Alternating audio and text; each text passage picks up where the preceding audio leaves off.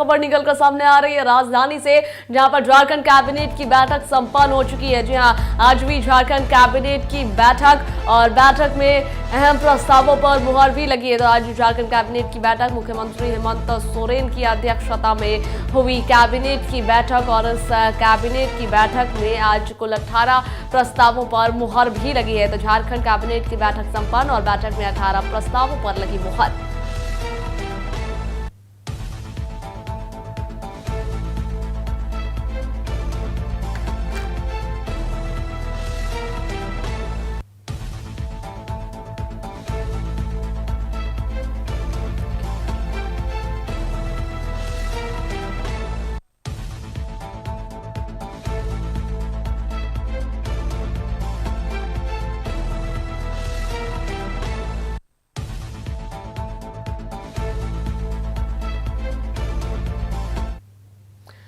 और देखिए, आज झारखंड कैबिनेट की बैठक हुई। बैठक में 18 प्रस्तावों पर मुहर लगी है और इन तमाम चीजों पर जानकारियां साझा करने के लिए हमारे साथ हमारे स्टेट हेड राकेश कुमार जुड़ गए हैं। हम उनका रुख कर लेते हैं। राकेश जी, आज झारखंड कैबिनेट की बैठक हुई है, बैठक में 18 प्रस्तावों पर मुहर लगी है। किन अहम एजेंडों पर आज मुहर लगी है?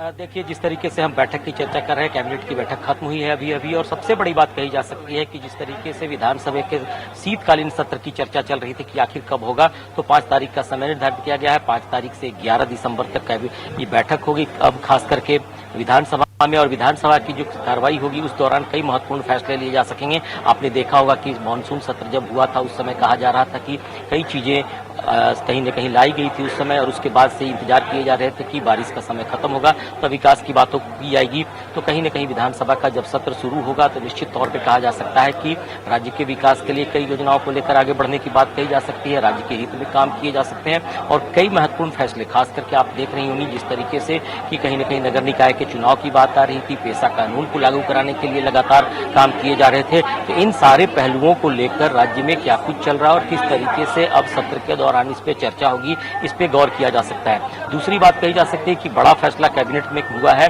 खास करके जिस तरीके से पुलिस के खास करके वायरलेस वाले डिपार्टमेंट की बातचीत किया तो वहां बहाली की प्रक्रिया में थोड़ा सुधार किया गया है और जो 1600 किलोमीटर का दौड़ होता था पहले, वो अब खास करके समय कम किया गया है और साथ साथ ये भी कहा गया है कि जो प्रक्रिया पहले चल रही थी उसमें थोड़ा सुधार करने की बात चल रही थी। तो निश्चित तौर पे कहा जा सकता है कि कई चीजों पे चर्चा हुई है। विकास की बातचीत की जाए तो साफ तौर पे देखा जा सकता है कई इलाकों में सड़कों के विकास को लेकर के काफी बड़ी राशि दी जा रही है।